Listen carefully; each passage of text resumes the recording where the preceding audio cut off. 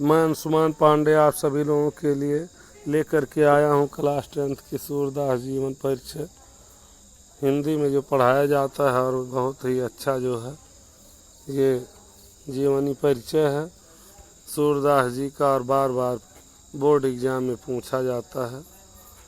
तो आइए हम सभी लोग इस जीवन परिचय को सूरदास जी के प्रारंभ करें। उससे पहले मेरा आप सभी लोगों से निवेदन है कि आप सभी लोग गुरुकुल स्टडी टेम्पल चैनल को सब्सक्राइब कर दें, लाइक कर दें, ताकि आप सभी लोगों के पास नोटिफिकेशन पहुंचता रहे।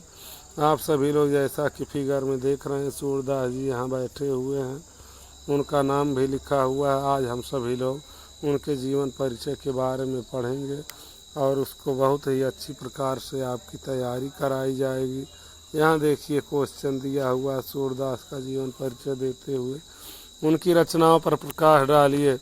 तो यहाँ ध्यान दीजिए, भक्ति काल की सगुण धारा के कृष्ण भक्त कवियों में सूरदास अग्रगण्य हैं, यानी कि सबसे आगे इन्हें गिना जाता है। वे हिंदी साहित्यकारों के सूर्य कहे जाते हैं। हिंदी में जितने भी साहित्यकार हैं उनमें इनका नाम सूर्य के नाम से जाना जाता है, यानी कि इन्हें सूर्य कहा जाता है। कृष्ण भक्त की जो धारा सूर्यदास ने प्रवाहित की, उसने जन जन के हृदय में माधुर्य का संचार किया। वे वात्सल्य एवं श्रृंगार के सम्राट कहे जाते हैं। जी हाँ, सूरदास जी को क्या कहा जाता है? वात्सल्य एवं श्रृंगार के सम्राट कहे जाते हैं, उन्हें कहा जाता है। भले ही वे नेत्रहीन थे, यानी कि दोनों आँखों से अंधे थे, किंतु उनकी काव्य प्रतिभा विलक्षण थी। पुष्टि मार्ग में दीक्षित सूरदास अष्टछाप के कवि थे और वल्लभाचार्य जी के शिष्य थे। यानी कि अगर पूछा जाए सूरदास जी के गुरु जी का क्या नाम था, तो आप सभी लोग कहेंगे वल्लभाचार्य जी। वे वल्लभाचार्य जी के शिष्य थे।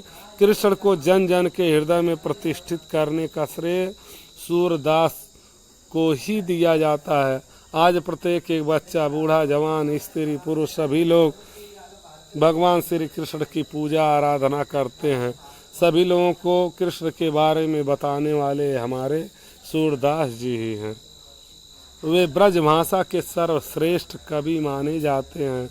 उनके संबंध में कही गई यह उक्ति उनकी महानता को प्रतिपादित करती है। अब आइए, यह उक्ति क्या है? सूर सूर तुलसी शशि उडगन केस वदास केशव दास, अब के कवि खद्योत सम जह तह करत प्रकाश। तो सूर सूर तुलसी शशि उडगन केशव दास, यानी कि सूरदास, तुलसीदास और केशव दास अब के कवि खद्योत सम, और इस समय के जो कवि लोग हैं वह खद्योत के समान हैं। जह तह करत प्रकाश, यह लोग तो थोड़ी थोड़ी दूरी पर प्रकाश करते हैं, लेकिन ये तीनों जो कवि हैं यह हर दिशाओं में हर जगह प्रकाश करते थे। ये कितनी अच्छी जो है ये पद लिखा हुआ है। अब इसका अर्थ समझिए खूब बढ़िया से आप सभी लोग। अर्थात सूरदास हिंदी साहित्य गगन के चमकते हुए सूर्य हैं, तुलसीदास चंद्रमा हैं तथा केशवदास तारे के तरह हैं। इनकी तुलना में आज के कवि तो जगन में, यानी कि जगह जगह इधर उधर जब तब हमेशा नहीं चमकते दिखाई पड़ते हैं, कभी कभी चमकते दिखाई पड़ते हैं, लेकिन ये लोग क्या हैं? हर जगह चमकते दिखाई देते हैं। आइए अब हम सभी लोग सूरदास जी के जीवन परिचय के ऊपर प्रकाश डालें। ध्यान दीजिए, बहुत ही अच्छा जो है ये जीवन परिचय आप सभी लोगों के समक्ष प्रस्तुत हो रहा है। खूब ध्यान से पढ़िए। कवि सूरदास जी का जन्म संवत 1534 अर्थात सन 1478 ईस्वी में आगरा के समीप रुनकटा नामक ग्राम में हुआ था। वल्लभाचार्य जी ने इन्हें दीक्षा प्रदान की थी और गोवर्धन स्थित श्रीनाथ जी के मंदिर में इनको कीर्तन करने के लिए नियुक्त कर दिया था। यानी कि किसके, श्रीनाथ जी के मंदिर में यह कीर्तन करते थे। कौन कीर्तन करते थे? हमारे महाकवि सूरदास जी।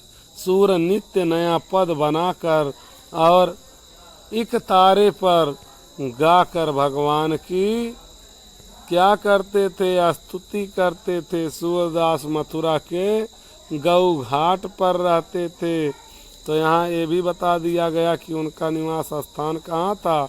गौ घाट था। पहले वे कहाँ रहते थे? पहले वे विनय के पद गाया करते थे। बाद में वल्लभाचार्य के संपर्क में आने पर कृष्ण लीला करने लगे। अब देखिए आगे क्या किया। वल्लभाचार्य के पुत्र विठलनाथ ने अष्टछाप की स्थापना की और जिसमें सूरदास को स्थापित किया गया। सूर्य के अंधत्व को लेकर विवाद है।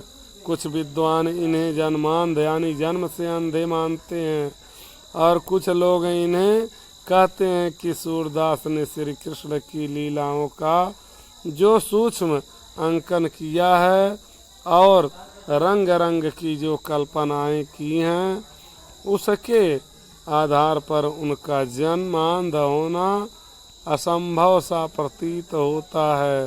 सूरदास की मृत्यु मथुरा के निकट पारसोली नामक ग्राम में संवत 1640 अर्थात सन 1583 ईस्वी के लगभग हुआ था। इनकी रचनाएं क्या क्या हैं? सूरदास द्वारा रचित ग्रंथ हैं सूरसागर, सूरसारावली और साहित्य लहरी है। जी हाँ, एक बार फिर से बता दें और आप लोग इसे याद कर लीजिए।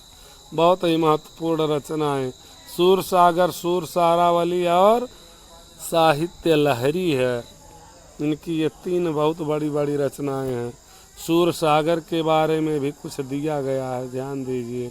सूरसागर के वर्ण विषय का आधार श्रीमद् भागवत है। भक्ति को भव्य एवं उदात्त रूप में चित्रित करते समय श्रृंगार और माधुर्य का जैसा वर्णन सूर ने अपने ब्रज भाषा में किया है वैसा उनसे पूर्व किसी लोक भाषा में नहीं हुआ था।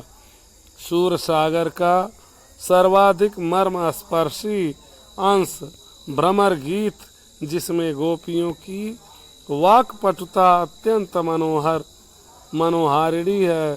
कहा जाता है कि इनके पदों की संख्या 1.25 लाख थी, जिसमें से अब केवल 10,000 पद ही मिलते हैं। यानी कि सूरसागर में अब केवल 10,000 पद ही मिलते हैं। सूरसागर के पद ज्ञता से युक्त हैं, जिन्हें भक्त बड़ी तन्मयता से गाते हैं। तो विद्यार्थियों, आप सभी लोग खूब बढ़िया से समझिए, जैसा कि ये लिखित रूप में भी प्रस्तुत कर दिया गया है, जिससे आप सभी लोग इनके द्वारा लिखे हुए इन ग्रंथों के बारे में भी अच्छी प्रकार से जानकारी हासिल कर लें। बहुत ही महत्वपूर्ण है सूरदास का जीवन परिचय और उनकी कृतियाँ। आइए हम सभी लोग सूरसारावली के बारे में जान। विद्वानों ने इस ग्रंथ को विवादास्पद माना है, तथापि रचना शैली, विषय वस्तु, भाषा, भाव सभी दृष्टियों से यह सूरदास की प्रामाणिक रचना है। इसमें 1107 छंद हैं, यानी कि 1107 छंद हैं। उसमें देखा आप लोगों ने 1.25 लाख पद थे, लेकिन 10,000 ही उपलब्ध हैं और इसमें 1107 पद हैं। किसमें? सूरसारावली में। और तीसरा ग्रंथ इनका साहित्य लहरी है। इस ग्रंथ में सूरदास के दृष्टकूट पद संकलित हैं, जिनकी संख्या 118 है। रीति शास्त्र का विवेचन भी इन पदों में मिलता है, यानी कि रीति शास्त्र का विवेचन भी किसमें मिलता है? साहित्य लहरी के पदों में मिलता है। विशेष रूप से नायिका भेद और अलंकार निरूपण इस ग्रंथ की विषय वस्तु है। कहीं कहीं श्री कृष्ण के बाल लीला से संबंधित पद भी इसमें हैं।